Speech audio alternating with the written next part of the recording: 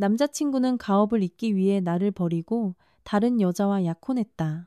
할아버지가 나서서 내 체면을 세워주셨다. 약혼이라. 우리 집안도 한번 고려해 보시지. 남자친구의 어머니는 비웃음 가득한 얼굴로 쏘아붙였다. 대개 집안과 사돈을 맺으라고요? 뭘 보고요?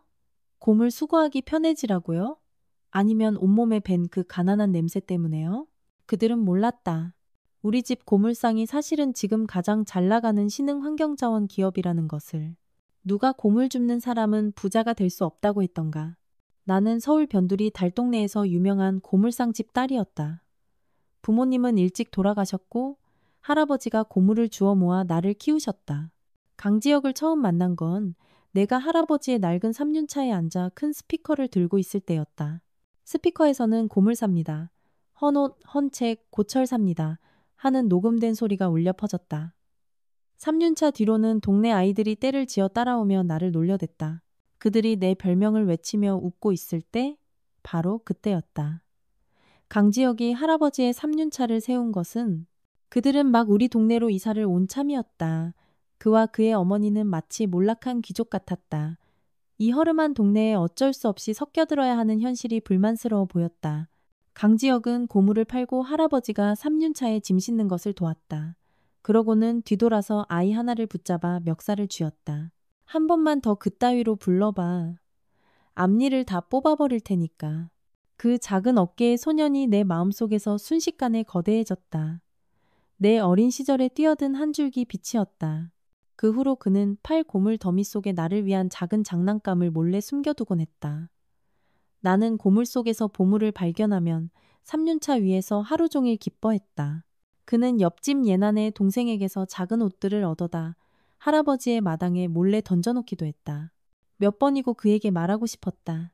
사실 우리 할아버지는 고물 수거로 돈을 아주 많이 버신다고. 하지만 그 사실을 알면 우리 사이의 애틋함이 사라질까봐 차마 말하지 못했다. 나중에 그의 예민한 성격을 알게 된 후로는 더욱 말할 수 없었다. 그가 동정하고 가엾게 여기는 사람이 사실은 자신보다 훨씬 형편이 낫다는 사실을 그가 감당하지 못할까봐. 그렇게 우리는 서로를 의지하며 자랐다. 풋풋한 사랑이 싹트던 시절, 그는 망설임 없이 내 손을 잡았다. 18살 생일날 나는 까치발을 들어 그에게 입을 맞췄다. 아마도 편부모 가정에서 자란 탓인지 그는 무서울 정도로 자제력이 강했고 예민하면서도 독선적인 구석이 있었다. 하지만 바로 그 차갑고 도도한 매력에 나는 속수무책으로 빠져들었다. 대학교를 졸업하던 해 우리는 작은 원룸을 얻어 함께 살기 시작했다. 지혁아, 우리 결혼하자. 할아버지가 시집갈 때 쓰라고 돈 모아두셨어. 그걸로 집 사면 돼. 그는 고개를 끄덕이는 대신 내 턱을 살짝 쥐고 웃으며 물었다. 왜 그렇게 서둘러? 나는 그가 농담으로 화제를 돌리고 있다는 것을 알았다. 그토록 자존심이 강한 사람이 내가 사준 신혼집에 들어와 살 리가 없었다. 그날 밤 원룸의 작은 침대 위에서 그는 애틋하게 내게 키스했지만 마지막 순간에 결연히 몸을 뺐다. 알아야, 기다려줘. 내 힘으로 너에게 세상에서 가장 성대한 결혼식을 선물할 거야. 나는 그러고 싶지 않았지만 고개를 끄덕일 수밖에 없었다. 그 후 그는 자신의 사업에 모든 것을 쏟아부었고 나는 할아버지의 조언에 따라 자원순환과학기술학과 대학원에 진학했다. 나는 곧 강지혁의 사업이 성공하는 날이 올 거라고 믿었다. 하지만 우리가 먼저 마주한 것은 강지혁의 친아버지였다. 막장 드라마에서나 보던 20살 넘은 아들을 찾아온 재벌 스토리가 내 눈앞에서 펼쳐졌다. 그는 강지혁에게 돌아와 가업을 이으라고 했다. 돈 많은 집에는 원한도 많은 법. 나는 강지혁과 그의 어머니가 달동네로 오게 된 것이 그리 간단한 사정이 아니었음을 짐작했다. 지혁아, 돌아가지 마. 내가 고물 팔아서 먹여 살릴게. 강지혁의 어머니가 나를 보며 연민 가득한 미소를 지었다. 가엾은 아이구나. 평생 이 달동네에서만 자랐으니 세상 물정 모르는 것도 무리는 아니지. 나는 고개를 돌려 강지혁을 보았다. 알아야, 외할아버지께서 어머니께 물려주신 유산을 되찾으면 그때 우리 결혼하자. 그들이 달동네를 떠나던 날, 나는 강지혁의 손을 붙잡았다. 지혁아, 사실 우리 할아버지 고물상으로 돈 진짜 많이 버셔. 그냥 동네 고물만 받으시는 게 아니라 공장 폐기물도 다 받으시거든. 강지혁은 내 말을 끊었다. 표정은 진지했다. 알아야, 걱정 마. 널 버리지 않을 거야. 그는 그가 재벌가로 돌아가면 자신을 버릴까봐 두려워서 그런 말을 한다고 생각했다. 나는 뒷말을 삼키고 그의 소매를 잡았던 손을 놓았다. 고급 세단이 떠나갈 때 마음이 불편했지만 그래도 생각했다. 만약 강지혁이 정말 어머니의 유산을 되찾지 못하더라도 할아버지가 물려주실 사업으로 내가 그를 먹여 살리면 된다고. 하지만 그가 돌아간 지 며칠도 되지 않아 그의 어머니가 다시 나를 찾아왔다. 온갖 보석으로 치장한 부인은 하이힐을 신고 달동네에 울퉁불퉁한 길을 걸으며 미간을 찌푸렸다. 그녀는 강지혁이 가업을 이으려면 사업 파트너의 외동딸과 약혼해야 한다고 했다. 그러니 내가 강지혁을 떠나야 한다고. 나는 그 자리에 얼어붙었다. 마침 할아버지가 낡은 3륜차를 타고 돌아오셨다. 약혼이라. 우리 집안도 한번 고려해 보시지. 우리도 요즘 고물 사업이 꽤 잘 되거든. 강지혁의 어머니는 이전에 상냥한 얼굴은 온데간데 없이 마치 정신 나간 사람을 보듯 우리 할아버지를 쳐다봤다. 어르신 댁이랑 사돈을 맺으라고요? 고물 팔기 편해지려고요? 그런 셈이지. 나중에 그쪽 공장 폐기물은 내가 먼저 수거해 줄 테니. 강지혁의 어머니는 결국 참지 못하고 비웃음을 터뜨리며 내게 카드 한 장을 던졌다. 어르신, 그런 말씀은 밖에 나가서 하지 마세요. 망신당하니까. 그녀는 손수건으로 코를 막고 할아버지를 피해 골목을 빠져나갔다. 할아버지는 땅에 떨어진 카드를 주워들고 까만 재가 묻은 손을 옷에 급히 닦았다. 아가, 할애비가 너 창피하게 했니? 내 눈에서 기어코 눈물이 흘러내렸다. 나의 할아버지. 내게 더 나은 삶을 주기 위해 매번 공장에서 돌아올 때마다 더럽고 냄새나는 모습이 되셨는데 나 때문에 이런 수모를 당하셨다. 할아버지는 내 눈물을 닦아주고 싶어 하셨지만 온통 까만 손 때문에 어쩔 줄 몰라 하며 이마만 훔쳤다. 아가, 저런 사람 신경 쓰지 마라. 지혁이한테 다시 한번 물어보렴. 할애비 눈은 정확해. 지혁이는 다른 여자랑 약혼 같은 거 할 아이가 아니야. 하지만 강지혁의 대답은 우리의 예상을 벗어났다. 그는 약혼은 사실이지만 약혼 상대도 자신처럼 진짜 결혼할 생각은 없다고 했다. 그래서 서로 합의했으며 다른 사람들에게 보여주기 위한 쇼일 뿐이니 내가 철들게 행동하며 당분간만 참아달라고 했다. 지혁아, 나 농담하는 거 아니야. 우리 집 고물상 정말로 돈 많이 벌어. 아무도 몰랐다. 우리 할아버지는 단순히 동네 고물을 수거하는 분이 아니었다. 할아버지는 전국의 고물상들이 모인 거대한 네트워크를 운영하셨고 모두가 할아버지의 지시에 따랐다. 각자 구역을 책임지고 수거한 폐품은 모두 대형 처리 시설로 모여 분류되었다. 할아버지는 의리가 넘치셨고 네트워크에 합류하는 사람들은 점점 늘어났다. 나중에는 산업 폐기물 수거와 처리까지 사업을 확장하셨다. 마침 정부의 환경보호 정책과 분리수거 제도가 맞물려 몇 년 사이 할아버지는 이 신흥 산업의 선두주자가 되셨다. 강지혁이 얼마나 알아들었는지는 모르겠다. 그는 잠시 침묵하더니 무게 잡는 목소리로 말했다. 알아야, 네가 날 얼마나 생각하는지 알아. 하지만 그만 투정 부려. 나 지금 바빠. 수화기 너머로 들리는 뚜뚜 소리를 들으며 내 마음은 황량해졌다. 흐릿한 시야 속에서 골목길에 그 소년이 천천히 내 손을 놓는 모습이 보이는 듯했다. 그럼에도 나는 강지혁의 결정을 존중했다. 그는 약혼녀를 데리고 와 나를 만났다. 내가 자신의 여자친구이며 저쪽은 단지 사업 파트너일 뿐이라고 분명히 밝혔다. 이메나라는 그 여자는 성격이 좋아 보였다. 그녀는 웃으며 이렇게 잘생기고 다정한 남자친구가 있어서 부럽다고 했다. 하지만 걱정 말라며 절대 뺏지 않을 거라고 했다. 그러고는 나와 잘 통할 것 같다며 살갑게 내 연락처를 받아갔다. 나의 악몽은 그때부터 시작되었다. 이메나는 매일같이 SNS에 사진을 올렸다. 그녀의 피드에 가장 자주 등장하는 것은 강지혁이었다. 가로등 아래 서로에게 기댄 모습, 파티에서 얽힌 팔, 똑같은 커플링, 심지어 약혼식 초대장까지. 내 심장이 조여드는 고통을 느낄 때쯤 이메나에게서 전화가 왔다. 알아야, SNS에 올린 거 너무 신경 쓰지 마. 알다시피 다 홍보용으로 보여주기식이야. 그런 파티에 가면 남녀 파트너끼리 어쩔 수 없이 신체 접촉이 있잖아. 그냥 손 좀 잡고 허리 좀 감싸는 정도인데 이해해 줄 수 있지? 아, 맞다. 오늘 지혁이가 나 데리고 레스토랑 갔는데 거기 정말 맛있더라. 지혁이한테 내 것도 포장해 달라고 했어. 미안한 마음을 이렇게라도 전할게. 그녀의 부드러운 목소리에는 가식이 가득했지만 나는 한마디도 받아치지 못했다. 강지혁은 아주 늦게서야 원룸으로 돌아왔다. 내가 자지 않고 있는 것을 보고는 다짜고짜 술과 담배 냄새를 풍기며 나를 껴안았다. 보고 싶었어, 아라야. 그의 목소리는 피곤함에 잠겨 있었고 그는 귀 밑부터 아래로 절박하게 키스했다.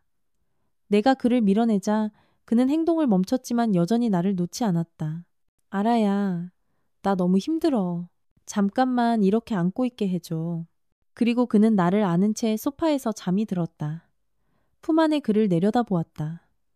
잠든 얼굴에도 미간이 찌푸려져 있었다. 나는 마음속에 온갖 시큼한 감정을 억누르고 여전히 그를 믿기로 했다. 다음 날 아침, 나는 그에게 이메나가 정말로 그를 좋아하게 된 것 같다고 일깨워 주었다. 그는 전화를 받으며 급히 집을 나섰고 그건 중요하지 않아라는 말만 남겼다. 중요하지 않다고? 나는 뒤도 돌아보지 않고 나가는 그의 뒷모습을 보며 우리 사이에 균열이 생겼음을 처음으로 느꼈다. 그 후 그는 자신의 목표를 위해 점점 더 바빠졌고 원룸에 돌아오지 않는 날이 길어졌다. 전화를 하면 회의 중이거나 고객을 접대 중이었다. 매번 급하게 전화를 끊는 그의 목소리를 들을 때마다 나는 내가 철없고 속 좁은 조강지처가 된 기분이었다. 어느새 나는 이메나의 SNS를 통해 강지혁의 소식을 확인하기 시작했다. 내 자신이 초라하게 느껴졌을 때 나는 원룸을 떠나 기숙사로 돌아갔다. 강지혁은 내가 이사한 것을 보름이 지나서야 알았다. 하지만 그는 별말을 하지 않았다. 여전히 시간을 달라는 말뿐이었다. 나는 온 힘을 다해 그를 믿으려 했으며 공부에 몰두했다.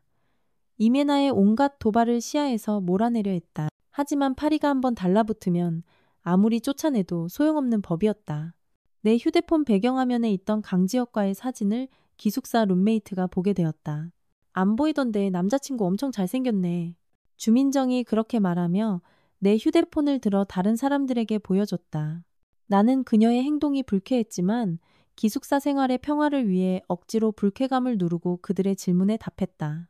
좋아라. 이렇게 잘생긴 남자친구 어디서 만났어? 어릴 때부터 알던 사이야. 내가 대충 대답하자 주민정이 음흉하게 말했다. 이 사람 진짜 네 남자친구 맞아? 나는 기숙사에 늦게 들어와 이미 그들은 자기들끼리 친해진 상태였다. 그녀의 질문에 모두가 나를 쳐다봤다. 나는 짜증을 억누르며 고개를 끄덕였다. 그녀가 다시 물었다. 이거 포토샵 한 거 아니고? 나는 화가 머리끝까지 치밀어 휴대폰을 낚아챘다. 누군가 주민정에게 눈짓을 했다. 입술을 삐죽이는 그 표정의 의미는 명백했다. 내까짓게 어울린다고? 나는 그들을 상대할 가치를 느끼지 못했다. 하지만 강지혁의 사진이 노출된 다음 날 나는 과 전체에서 왕따를 당했다. 그들은 내가 상간녀라고 했다. 내 배경화면 속 강지혁과의 사진과 강지혁과 이메나의 약혼식 사진이과 단톡방과 커뮤니티에 미친 듯이 퍼져나갔다. 온갖 더러운 말들이 쏟아졌다. 진짜 안 보이네. 청순한 척하더니 상간녀였어. 주민정이가 어제 기숙사에서 개폰 사진 보여주면서 물어봤대. 포토샵 아니라고 자기 남자친구 맞다고 직접 인정했다더라. 진짜 얼굴 두껍다. 상대방이 무슨 집안인데 자길 쳐다보겠어. 그냥 좀 놀아주는 걸 가지고 진짜라고 믿다니. 유성그룹이 얼마나 큰 회사인데 진짜 여자친구는 집안도 엄청 빵빵하다던데. 좋아라 쟤. 부모 없다며? 어쩐지. 애비 애미 없이 자라서 예의범절을 못 배웠네. 어릴 적부터 고물차 위에서 자라며 수많은 악의와 욕설을 겪었지만 이번처럼 악독한 적은 없었다. 기숙사로 돌아오니 내 짐이 복도에 내던져져 있었고 화장품은 산산조각 나 있었다. 주민정과 그 무리가 문 앞을 막고 서 있었다. 그들은 이 방에 상간녀는 필요 없다고 했다. 모든 것이 명확해졌다. 주민정은 이메나에게 매수된 것이었다. 나는 기숙사 문 앞에서 비참하게 서 있었다. 눈앞에 황당한 장면들이 스쳐 지나가며 눈물이 시야를 흐렸다. 수치스러운가? 한심한가? 이 모든 것이 누구 때문인가? 강지혁? 이메나? 아니면 눈앞의 주민정? 아니다. 어쩌면 강지혁의 어머니가 할아버지를 모욕했던 그날. 나는 이미 알았어야 했다. 이 길을 걸어서는 안 된다는 것을. 연로하신 할아버지는 자신은 온통 더러운 모습이 되어도 부모 없는 이 손녀를 훌륭하게 키워내려 하셨다. 내가 떳떳한 사람으로 살아가길 바라셨다. 어릴 적 고물차 위에서 들었던 모욕이 다시는 내 삶에 끼어들지 못하게 하려 하셨다. 그런데 나는 스스로 굴욕을 자초했다. 이제 이 모든 것을 끝내야 할 때였다.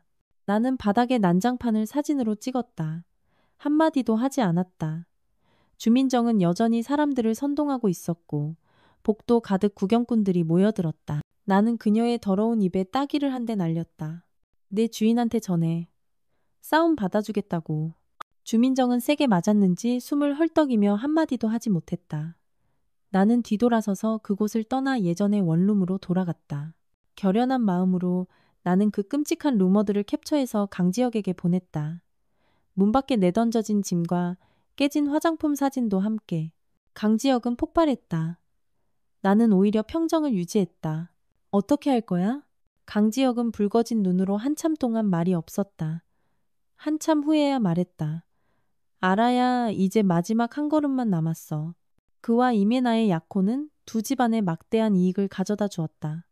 그는 계약이 끝나고 양쪽 모두 이익을 얻고 나면 자연스럽게 내 누명을 벗겨주겠다고 했다. 나는 웃었다.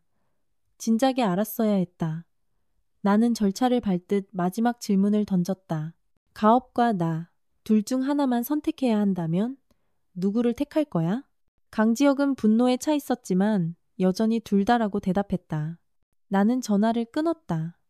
원룸에 이미 싸둔 짐을 끌고 그곳을 나왔다. 고물차 아래에서 나를 위해 나서주던 그 소녀는 결국 멀리 가버렸다. 나의 떠남에 대해 강지혁은 아마 나를 원망했을 것이다. 고물차에서의 모욕은 견뎌냈으면서 왜 자신을 위해 한 번 더 참아주지 못했느냐고. 나는 생각했다. 나를 키워주신 할아버지는 당신의 손녀가 누군가를 위해 굴욕을 참아내는 것을 결코 원치 않으실 거라고. 그날 밤 나는 사람을 시켜 주민정과 이메나의 중간 연결고리를 찾아냈고 그들의 거래 기록과 대화 내용까지 확보했다. 다음 날 강의실에 들어서니 수업 시작 전인데도 사람들이 가득했다. 중앙에는 얼굴이 부어오른 주민정이 있었다. 내가 들어오자 정의감에 불타는 몇몇이 나를 험악하게 쏘아봤다. 오지랖 넓은 누군가는 내게 소리쳤다. 곧 지도 교수님 오실 거야. 너 같은 애는 분명 징계받을걸. 나는 휴대폰 화면을 주민정에게 보여주었다. 공교롭게 됐네. 나도 교수님께 연락드렸거든. 그녀는 화면 속 자신의 대화 기록을 보고 얼굴색이 변했다. 내 휴대폰을 뺏으려 달려들었지만 내가 뒤로 피하는 바람에 허공을 향해 넘어질 뻔했다. 조심해. 다리 다치면 이따가 나한테 사과하러 단상에 어떻게 올라가려고. 나는 주위의 웅성거림을 무시하고 리모컨으로 프로젝트를 켰다. 거대한 스크린에 주민정과 이메나의 대화 기록이 확대되어 나타났다. 이메나가 주민정에게 내 평판을 망가뜨리라고 지시하는 내용과 거액의 이체 기록이 뒤따랐다. 지도 교수님이 들어오신 것은 바로 그때였다. 방금까지 의분에 차 있던 사람들은 순식간에 입을 다물었다. 여기저기서 탄식이 터져나왔다. 주민정은 소리를 지르며 내 리모컨을 뺏으려 달려들었다. 그녀는 내가 자신의 사생활을 침해했다며 고소하겠다고 했다. 그거 잘 됐네. 나도 널 명예훼손이랑 재물손괴로 경찰에 신고했거든. 그녀는 그 말을 듣고 멍해지더니 막말을 쏟아냈다. 네가 원래 상간녀잖아. 너랑 그 남자 사진 우리 기숙사 애들이 다 봤어. 상간녀 짓 해놓고 남들이 말도 못하게 해? 난 사실을 말했을 뿐이야. 명예훼손으로 고소 못해? 지도 교수님이 큰 소리로 그녀를 제지했다. 교수님은 내게서 리모컨을 받아들었다. 화면이 바뀌고 예고 없이 강지혁이 화면에 나타났다.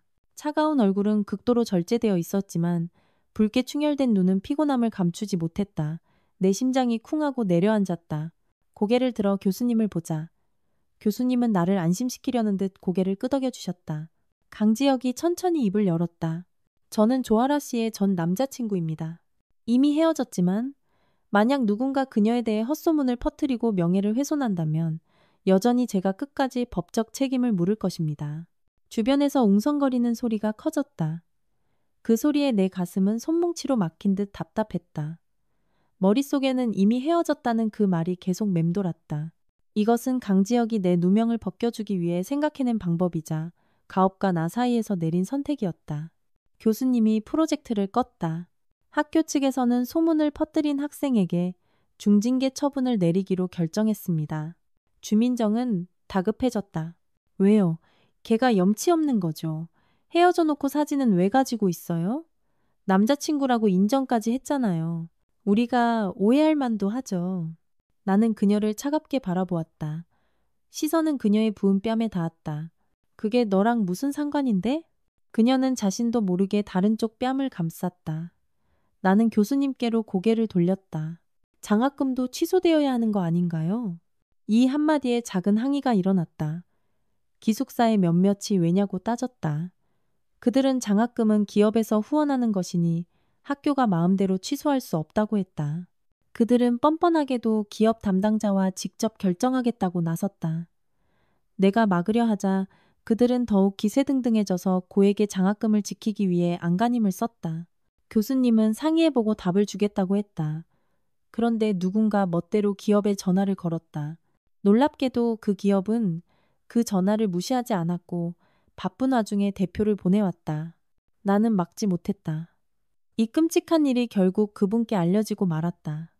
백발이 성성한 노인은 일부러 더러운 작업복을 벗고 손에 까만 재를 깨끗이 씻고 오셨다. 내게 창피를 줄까봐. 그가 들어서자 학생들은 비굴한 미소를 지으며 우르르 몰려들었다. 하지만 그는 그들을 상대할 마음이 없었다. 그저 내게로 다급하게 걸어와 안타까움 가득한 눈으로 나를 보았다. 아가, 억울한 일 당했구나. 일단 하랩이랑 집에 가자. 순간 그 비굴하던 얼굴들의 미소가 굳어졌다. 경악과 수치심 그리고 거두지 못한 미소가 어우러져 어색하고도 풍자적인 장면을 연출했다. 그렇다. 장학금을 지원한 기업은 바로 할아버지의 회사였다. 할아버지는 장학금뿐만 아니라 이 학과 전체에 투자하셨다. 이 분야의 기업이 너무 적어 공장 폐기물을 다 수거하지 못해 생산에 차질이 생긴다고 하셨다. 국가 정책에 부응해 이 분야의 인재를 더 많이 양성해야 나중에 공장들이 폐기물이 쌓여 아무데나 버리는 일이 없을 거라고. 그렇게 하면 후손들의 생활 환경도 개선하고 많은 사람들에게 생계 수단도 제공할 수 있다고.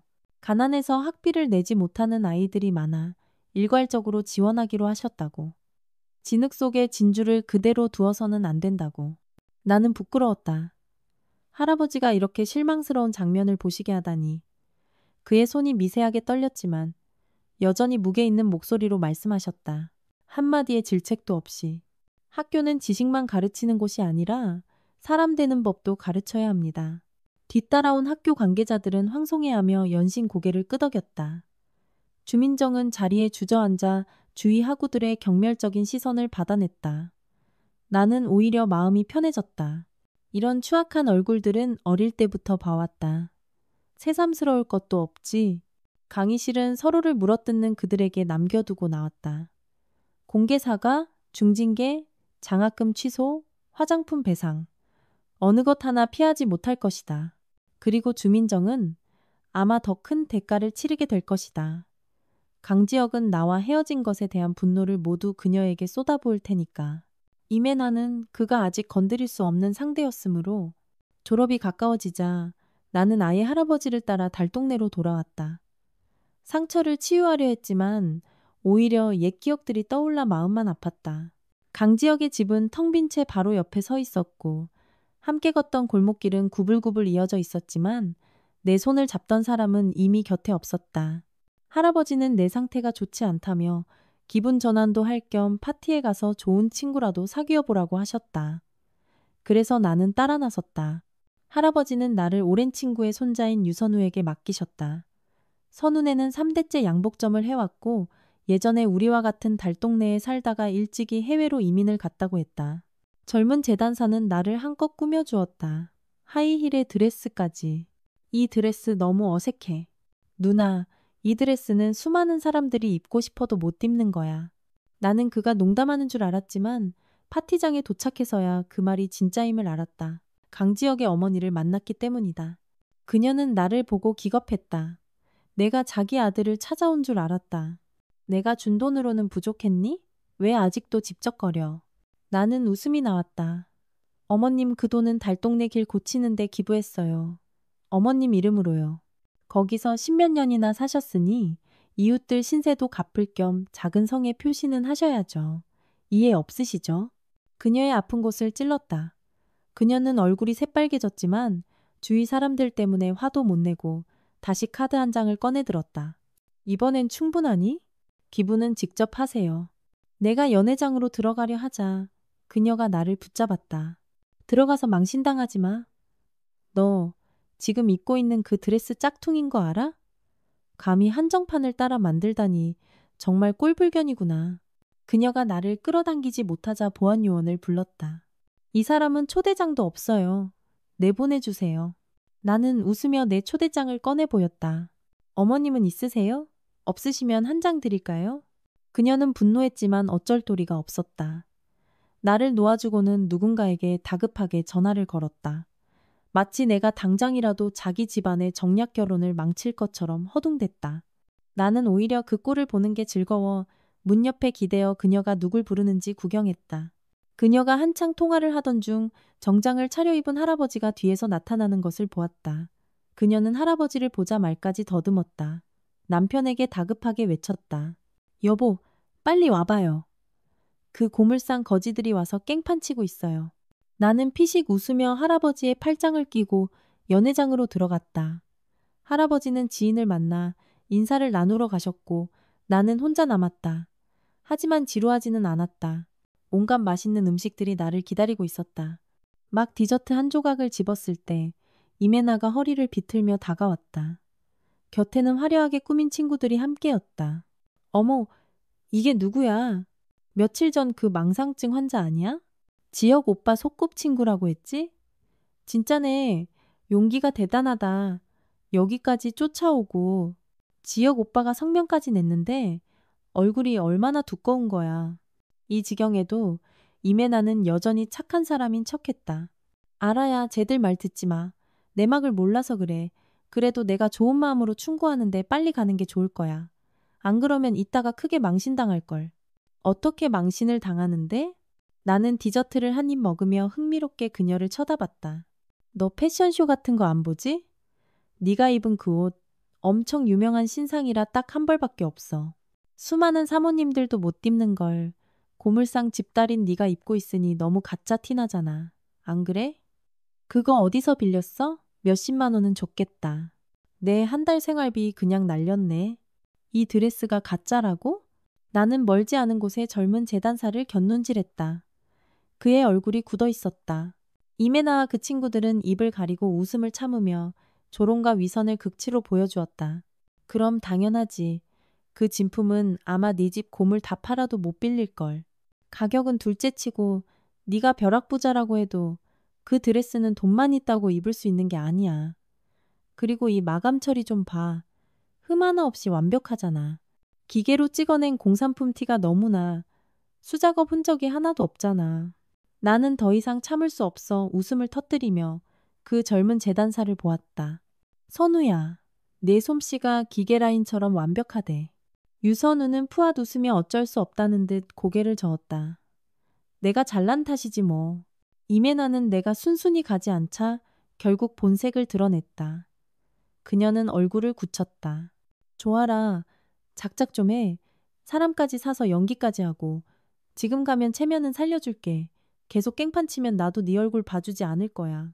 오늘 파티에 아주 중요한 분이 오시기로 했어. 네가 감히 그분 심기를 건드렸다간 지역 오빠가 네 가죽을 벗겨놓을 줄 알아. 말이 채 끝나기도 전에 내 가죽을 벗기고 싶어하는 또 다른 사람이 나타났다. 강지혁의 어머니 뒤로 그녀가 부른 지원군인 강지혁의 아버지와 파티 주최 측 관계자들이 따라오고 있었다. 그들은 내게로 직진했다. 강지혁의 아버지는 주최 측과 나란히 서서 차가운 얼굴로 내게는 눈길도 주지 않았다. 주최 측 직원은 예의 바르지만 냉담하게 내게 나가달라는 손짓을 했다. 손님, 저희의 착오로 초대장이 잘못 발송되었습니다. 퇴장해 주시면 보상해 드리겠습니다. 이메나와 그녀의 친구들이 비웃음을 터뜨렸다. 공짜로 온 것도 아니네. 고물상 팔자에는 맛보지도 못할 고급 디저트 한 입 먹었으니 만족해야지. 좋은 말 할 때 빨리 꺼져. 이따가 끌려나가면 가짜 드레스 망가져도 보상 못 받아. 나는 디저트를 내려놓고 주최 측을 차갑게 쏘아보았다. 초대장이 잘못 발송된 게 확실합니까? 주최 측과 강지혁의 아버지는 그제야 나를 위아래로 훑어보았다. 아는 얼굴이 아님을 확인하고는 귀찮다는 듯 직원에게 손짓했다. 강제로 나를 끌어내려는 순간이었다. 잠깐만요. 강지혁의 어머니가 외쳤다. 저 할아버지도 같이 왔어요. 저 사람까지 찾아서 같이 끌어내요. 그때 유선우가 참지 못하고 일어서려 했다. 그가 말하기도 전에 한 인형이 사람들 앞에 나타났다. 어머니! 강지혁의 목소리에는 억누르지 못한 분노가 담겨 있었다. 지금 뭐 하시는 거예요? 강지혁의 어머니는 순간 당황했다. 네가 왜 이렇게 일찍 왔어? 좀 이따 오라고 했잖아. 강지혁은 어머니의 손을 뿌리치고 내 앞에 섰다. 영상 통화를 제외하고는 그를 이렇게 본 것이 오랜만인 것 같았다. 뺨은 조금 더 야위었고 미간은 더 찌푸려졌지만 여전히 사람을 끄는 매력은 그대로였다. 그도 나를 보고 있었다. 그의 두 눈에는 감정이 소용돌이쳤다. 억누르고 절제하는 듯했다. 한참 만에야 입을 열었다. 매력적인 저음의 목소리로 나온 말은 그러나 냉정하고 무정했다. 알아야 나가. 일단 나가 있어. 파티 끝나고 설명할게. 나는 웃었다. 짠 것이 입가를 타고 흘렀다. 유선우가 그를 밀치고 자신의 초대장을 꺼내들었다. 그가 말하기도 전에 강지혁의 어머니가 소리쳤다. 저기요. 그녀는 직원들에게 손짓하며 외쳤다. 저 할아버지 저기 있어요. 빨리 빨리. 파티 곧 시작해요. 저 두 사람 빨리 던져버려요. 모두가 그녀의 시선을 따라갔다. 가장 먼저 얼굴이 변한 것은 주최 측 사장이었다.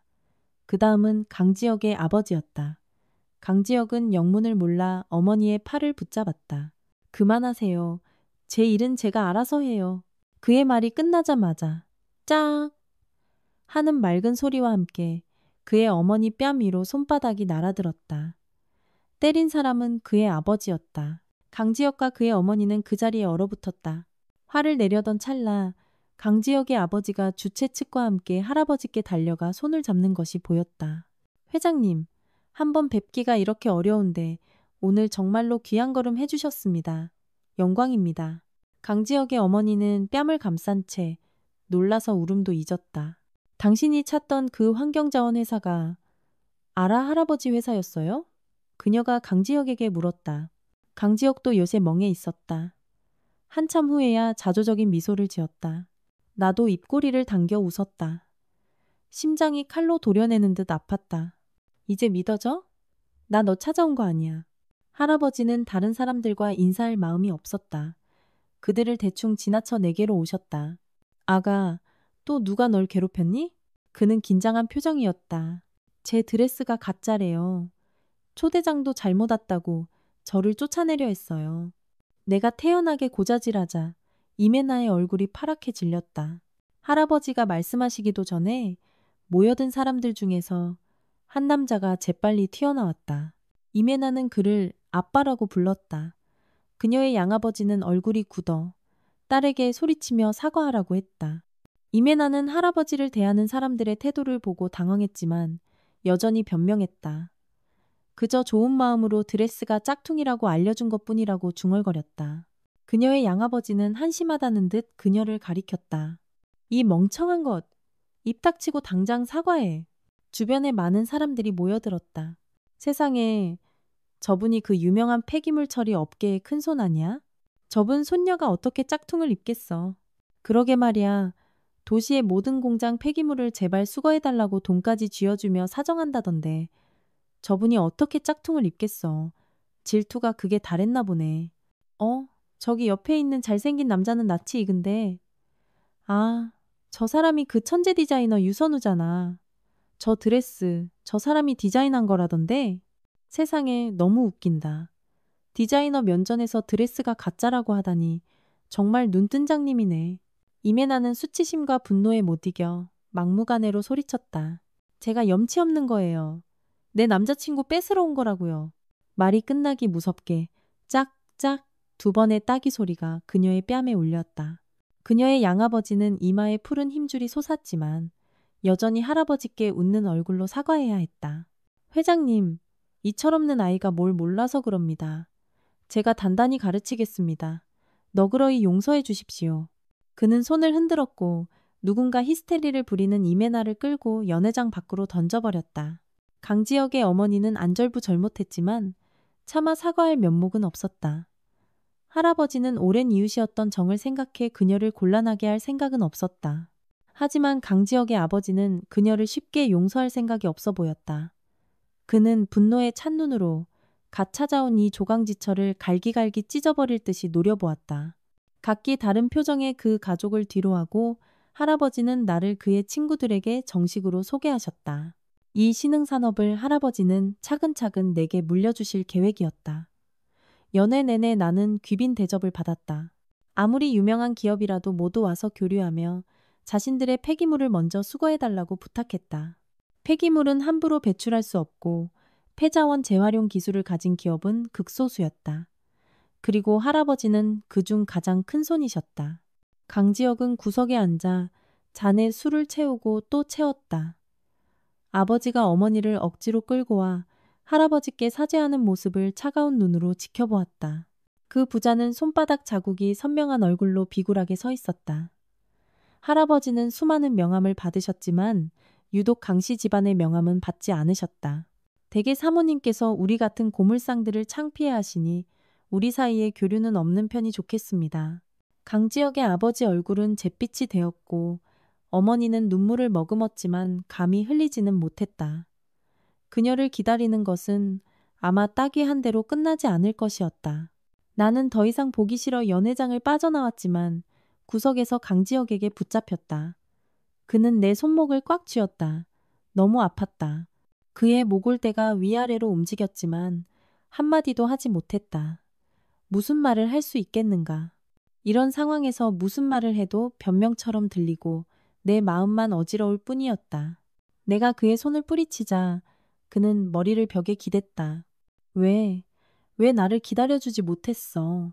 그의 말에서 진심이 몇 %인지 분간할 수 없다는 사실에 마음이 아팠다. 우리 사이의 신뢰는 이미 무너져 내렸다. 그곳을 떠난 후 모든 것이 일단락될 줄 알았다. 하지만 강지혁의 아버지는 내게로 눈을 돌린 듯했다. 그는 나와 강지혁 사이에 미련이 남았다고 생각했다. 이 때문에 이메나는 궁지에 몰린 쥐처럼 발악했다. 이번에는 소문이 더욱 맹렬하게 퍼져나갔다.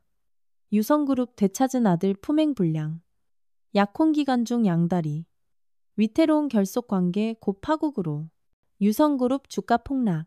결국 강지혁의 아버지는 강지혁과 이메나의 결혼식을 서둘러 준비했다.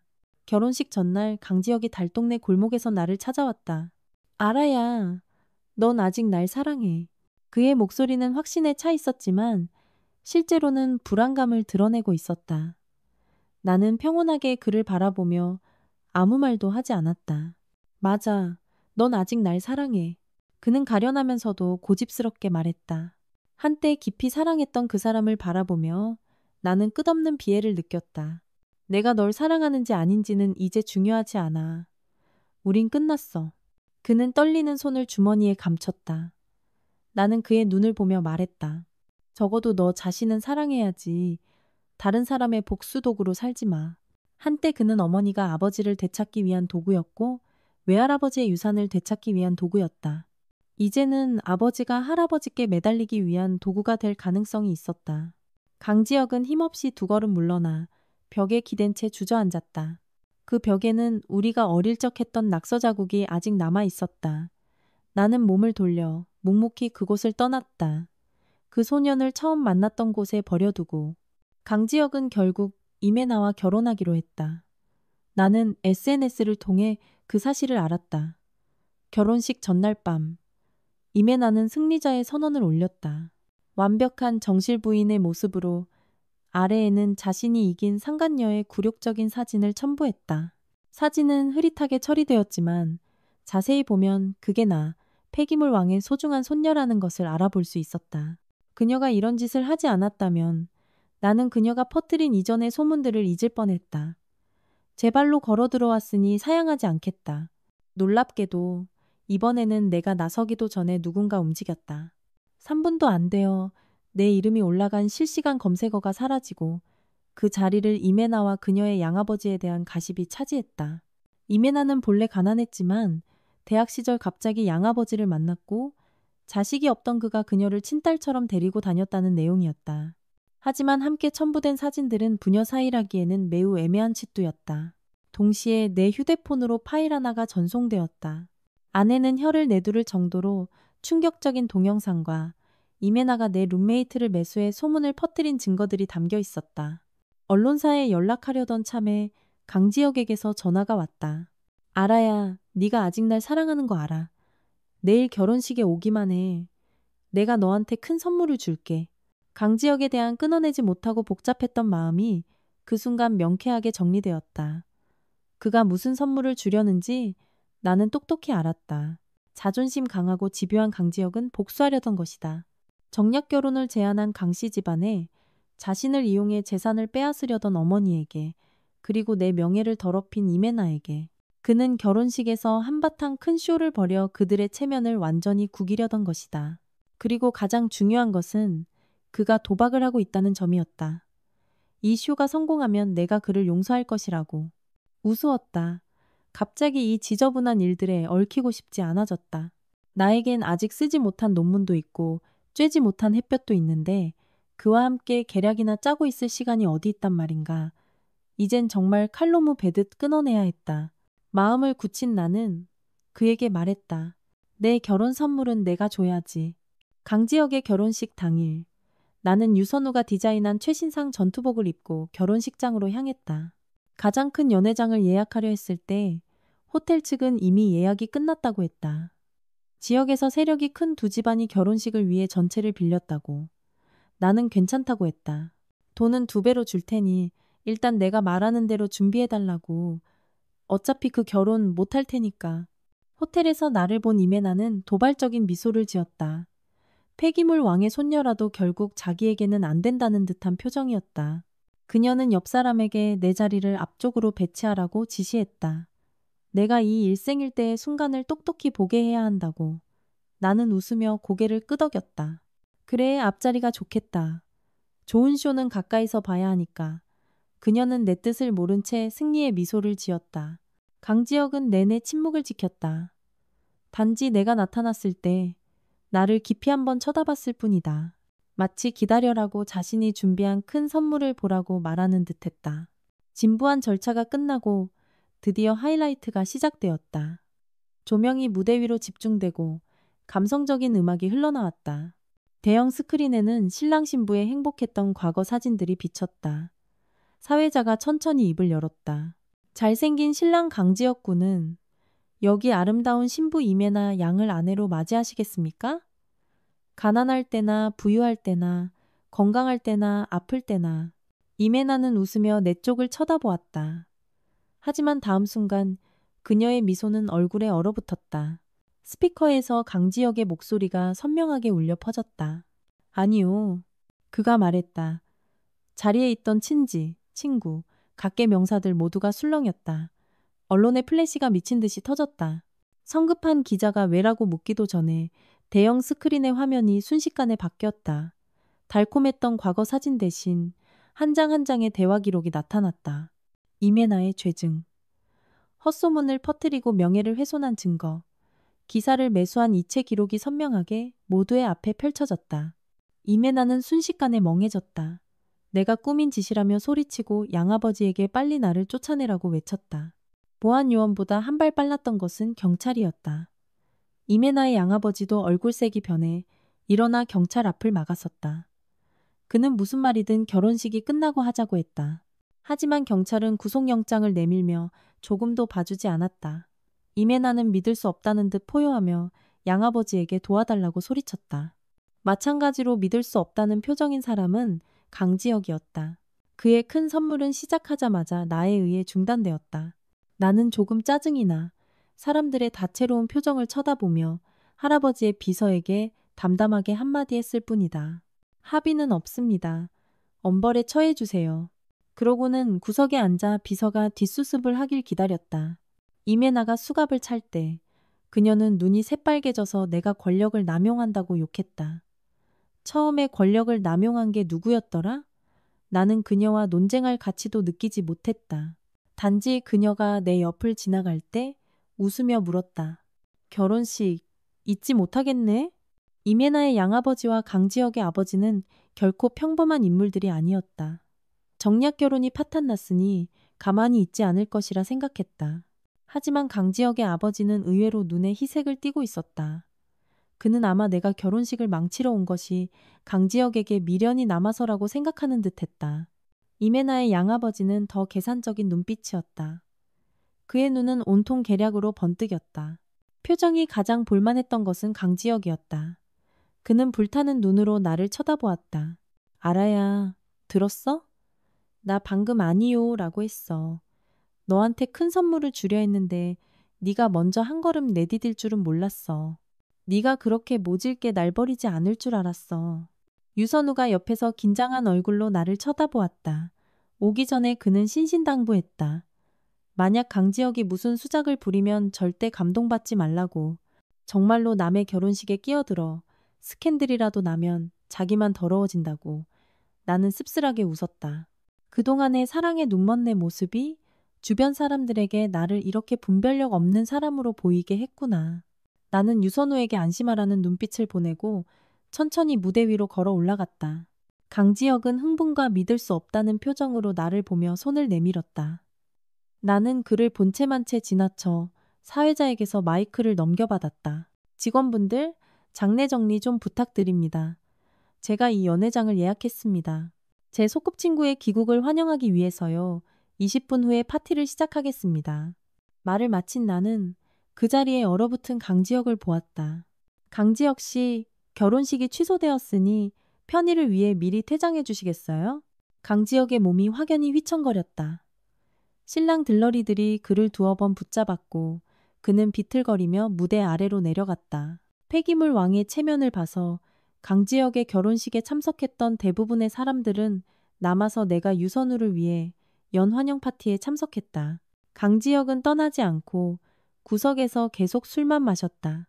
유선우는 사람 속 긁는 데는 선수였다. 신진 천재 디자이너라는 사람이 아무런 격식도 없이 술잔을 들고 다니며 사람들과 잡담을 늘어놓았다. 저희는 태어날 때부터 알던 사이예요. 할아버지들끼리 막역한 사이라. 저희한테 애기 약혼까지 시키셨다니까요. 아쉽게도 저희 집이 이민을 가서. 그래도 두 할아버님들은 포기하지 않으셨죠. 결혼할 나이가 되니까 이렇게 먼 길을 달려오게 하셨네요. 뭐 잘 맞을지 어떨지는 좀 만나봐야 알겠죠. 어릴 때부터 알던 정이 있으니 아마 문제는 없을 겁니다. 사람들은 그가 폐기물 왕의 손녀 사이가 될 가능성이 있다는 말을 듣고 순식간에 아첨하기 시작했다. 선남선녀, 하늘이 맺어준 인형 같은 좋은 말들을 쏟아냈고 빨리 이세를 보라는 말까지 할 기세였다. 강지혁은 잔에 남은 술을 비우고 조용히 자리를 떴다. 그날 밤 집에 돌아왔을 때 그가 마침내 내 방문을 두드렸다. 술에 많이 취해 초라한 모습이었다. 알아야, 나 오늘 파혼하면서 강씨 집안이랑 완전히 연을 끊으려고 했어. 그리고 이메나와의 계약관계도 공개해서 네 누명을 완전히 벗겨주려고 했어. 그리고 우리 엄마가 너한테 모욕을 준 거 알아. 네가 내 곁으로 돌아오기만 한다면 내가 엄마한테 너한테 사과하게 할 수 있어. 그런데 알아야, 왜 나한테 그 기회를 주지 않은 거야? 그는 조금 흥분해 있었다. 눈에 담긴 상처와 후회는 거짓으로 보이지 않았다. 알아야, 나 너무 힘들어. 한 번만 안아보자. 그의 목소리는 쉬어 있었고 원룸에서의 애틋했던 포옹을 떠올리게 했다. 하지만 나는 그를 문 안으로 들여보내지 않았다. 한때 사랑이 넘실댔지만 지금은 무너진 신뢰를 이길 수 없었다. 그가 문틀을 잡고 문을 열려 하자 유선우가 실내에서 걸어 나왔다. 어이구. 그가 나를 보며 장난스럽게 말했다. 누나, 예전엔 나한테 이렇게 안 했는데 내가 안아달라고 하면 주먹부터 날렸잖아. 강지혁은 한밤중에 내 집에 나타난 남자를 보고 순식간에 얼굴이 차가워졌다. 마치 자기 영역을 침범당한 사자처럼 언제든 공격할 태세였지만 내가 문 앞에서 그를 막았다. 늦었어. 우리도 쉬어야 하니까 손님 접대하기는 좀 곤란하네. 강지혁은 문틀을 잡은 손에 힘줄이 솟았다. 유선우가 짓궂게 다가와 말했다. 저기 지혁이 형? 말씀은 많이 들었습니다. 걱정 마세요. 저희 그냥 할아버님들 명에 따라 한 방에서 잠만 자는 거예요. 서로한테 전혀 관심 없어요. 그냥 어른들 기쁘게 해드리려고 쇼하는 거니까 걱정 마세요. 그 말은 이상하게 익숙했다. 강지혁이 나를 안심시키려 했던 말이었다. 유선우는 음흉하게 웃으며 덧붙였다. 아, 그리고 지혁이 형, 할아버지가 안방이랑 거실에 CCTV 설치하셨어요. 그래서 전 누나랑 한 침대에서 잘 수밖에 없어요. 걱정 마요. 중간에 베개 놓고 밤중에 절대 안 넘어갈게요. 형은 그냥 좀 참으세요. 누나를 위해서라면 괜찮죠? 이런 여우짓 같은 말을 유선우는 정수까지 터득한 듯 했다. 강지혁의 얼굴은 점점 굳어갔다. 하지만 그 말을 다 듣고는 의외로 힘없이 문틀에서 손을 뗐다. 나한테 벌 주는 거야? 그가 물었다. 유선우가 참을성 없다는 듯 문을 쾅 닫아버렸다. 질질 짜기는 계집애처럼 남의 샤워 시간 뺏고 있어. 문틈으로 보니 강지혁은 여전히 문 밖에 서 있었다. 처음에는 가끔 가서 훔쳐보았지만 나중에는 유선우가 샤워하다가 속옷을 깜빡했다느니 바디워시를 못 찾겠다느니 한국 환경에 적응이 안 된다며 가습기와 제습기를 동시에 요구하는 등 밤새 나를 들볶았다. 내가 다시 문 밖을 보았을 때 강지혁은 이미 사라지고 없었다. 슬픔에 잠길 틈도 없이 유선우가 소리쳤다. 할아버지가 정말 CCTV를 설치했으니 빨리 방으로 돌아오라고. 나는 그의 말을 믿지 않고 베개로 그를 때렸다. 그는 이를 드러내며 내게 웃었다. 그 후 강지혁이 다시 나를 찾아왔다. 그는 내게 복수하는 것이든 정말로 다른 사람과 쇼를 하는 것이든 자기는 기다릴 수 있다고 했다. 예전은 자신의 잘못이었고 진심을 다해 만회하고 싶다고 했다. 나는 밝게 웃었지만 진심은 담지 않았다. 그래? 그럼 기다려. 강지혁의 눈에 빛이 어렸다. 그런데 얼마나 기다려야 할지는 몰라. 나도 확실하지 않아. 사나흘이 될 수도 있고 3년, 2년이 될 수도 있고 만약에 나랑 그 사람이 만나다 정이 들면 30년, 50년이 될 수도 있어. 나는 강지혁의 눈 속의 빛이 점점 사그라드는 것을 보았다. 내 마음도 함께 가라앉는 기분이었다. 나 자신이 참 재미없다고 생각했다. 강지혁은 고집 센 아이처럼 나를 쳐다보았다. 그는 단지 넌 아직 날 사랑해라고 말했다. 나는 표정을 바로 했다. 그건 중요하지 않아. 천천히 사랑하지 않게 될 거야. 나중에 유선우가 내게 물었다. 누나 도대체 그 녀석의 어디가 좋았던 거야? 성격은 더럽고 잘난 척은 심하고 설마 잘생겨서 그런 거야? 그때 우리는 달동네의 낡은 길을 재포장하는 중이었다. 나는 이제는 사라지고 있는 그 길을 가리켰다. 저 길에서 그 애가 나를 욕하던 못된 아이들을 때려서 쫓아내줬어. 유선우가 피식 웃었다. 참나, 내가 유학 가기 전에는 걔 없었잖아. 그때는 누나가 직접 손으로 때렸으면서. 걔가 오니까 갑자기 연약한 척한 거야? 그러고는 그는 공사 책임자에게 소리쳤다. 아저씨 빨리요. 이 길 싹 다 밀어버리세요. 나는 완전히 달라진 그곳에 서서 조금 멍해졌다. 그래, 그날 강지혁이 나타나지 않았다면 그 못된 아이들을 쫓아낸 사람은 나 자신이었을 것이다. 이제 한바탕 소동이 끝났다. 사랑을 위해 발톱을 숨겼던 나 자신이 이제 돌아와야 할 때였다.